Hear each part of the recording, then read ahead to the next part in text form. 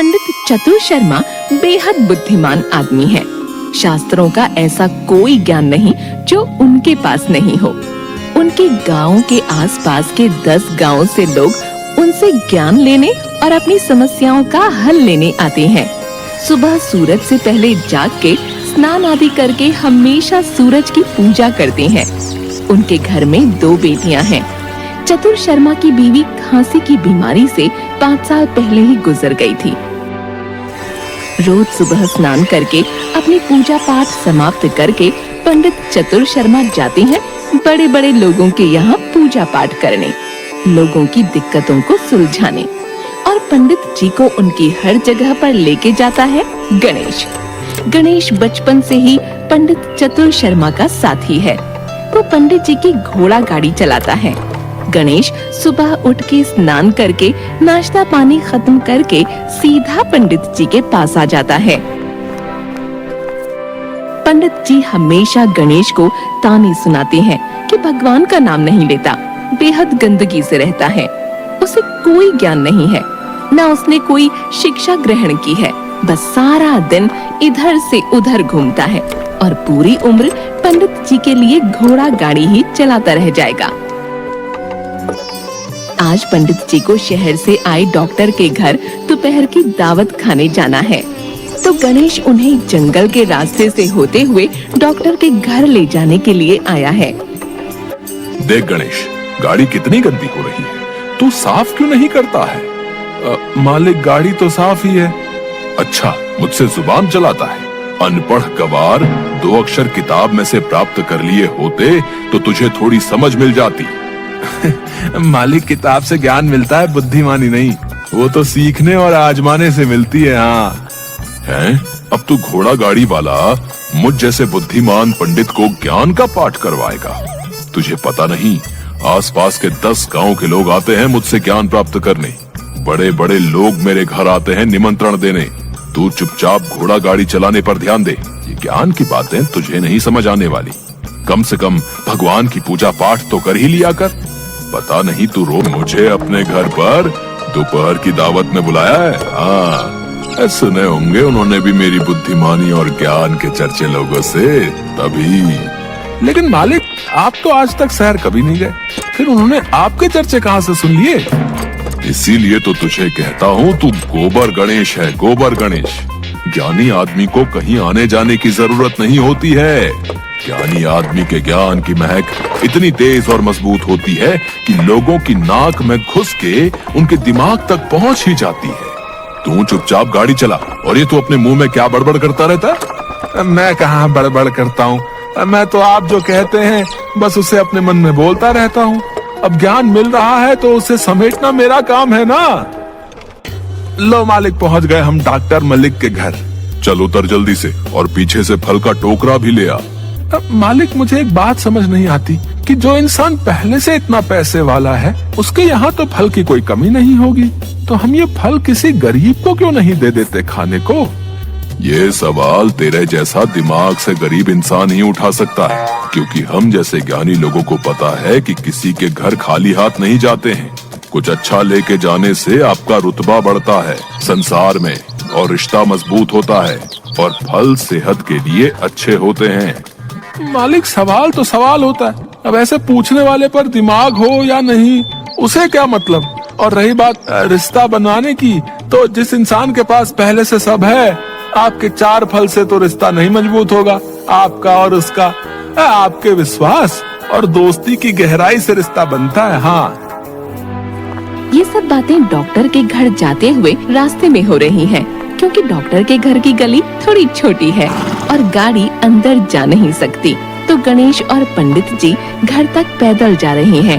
अब यहाँ पर है डॉक्टर, पंडित और गणेश। डॉक्टर के पिताजी इसी गांव में रहते थे पहले, फिर उनकी शादी हो गई और वो शहर चले गए। डॉक्टर कभी गांव नहीं आया, लेकिन उसके पिताजी आते रहते थे।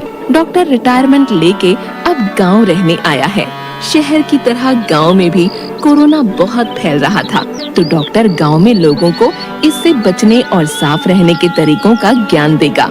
डॉक्टर को पता था कि पंडित बहुत ज्ञानी है, और इन्हें गांव और गांव के बाहर के 10 गांव के लोग जानते हैं और बुलाते हैं। तो पंडित जी डॉक्टर को लोगों की मदद करने में मदद कर सकते हैं। अरे आइए पंडित जी, आपका बहुत धन्यवाद कि आप मेरे घर आए। मेरा तो सौभाग्य है कि मैं आपसे मिल पाया। बैठिए जी, बैठिए। गणेश, ये फल की टोकरी यहाँ मेज के पास रख दे। नमस्ते डॉक्टर जी, ये छोटा सा तोहफा आपके लिए। अब मेहमान के घर खाली हाथ तो नहीं आते ना। अरे पंडित जी, आप ये सब क्यों ले आए? मैं वैसे ही अकेला रहता हूँ और इतने सारे फल तो खराब होंगे। डॉक्टर ने अपने नौकर प्रेम को आवाज दी। प्रेम, ये फल का टोकरा तुम ले जाना। तुम्हारे घर में तो बीवी बच्चे हैं ना, वो सब खा लेंगे।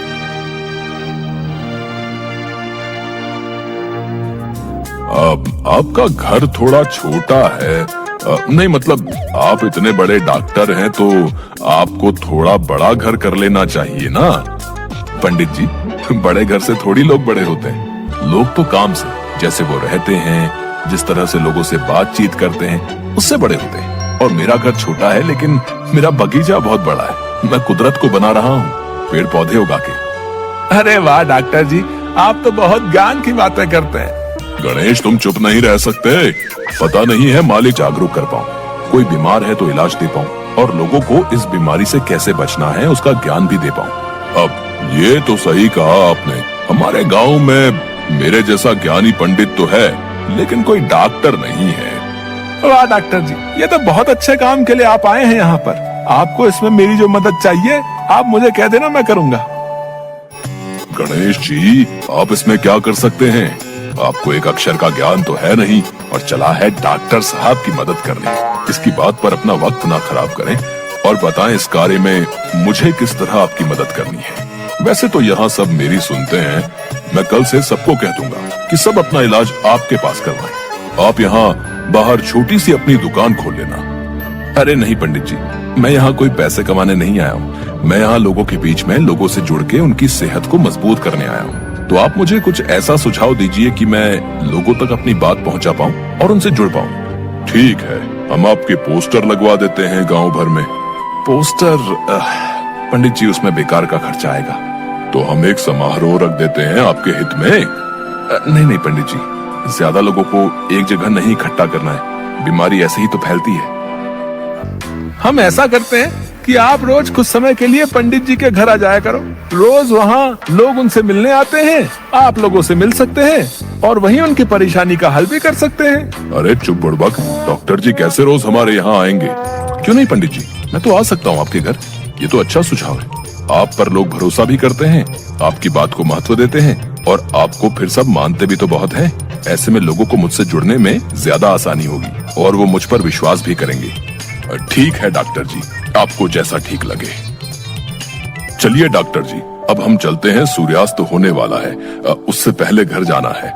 आपसे मिलकर खुशी हुई। जी शुक्रिया पंडित जी, आपने हमें कुछ समय दिया और इतना ज्ञान से भरा वार्तालाप हुआ हमारे बीच। हम फिर कल सुबह मिलते हैं आपके घर पर। हाँ जी डॉक्टर जी, मैं सुबह आपको वक्त से लेने आ जाऊंगा। गणेश और पंडित गाड़ी की तरफ जा रहे हैं। क्यों रे गणेश, तू बड़ा बड़बड़ कर रहा था वहाँ पर? डॉक्टर जी, मैं आपको लेने आ जाऊंगा। ज्यादा बड़े बोल ज्ञानी पर ही सचते हैं, तो जैसे बेवकूफ पर नहीं। पंडित जी, मैंने क्या गलत कहा? वो हमारे लिए आए हैं तो हम ही उनकी मदद करेंगे ना।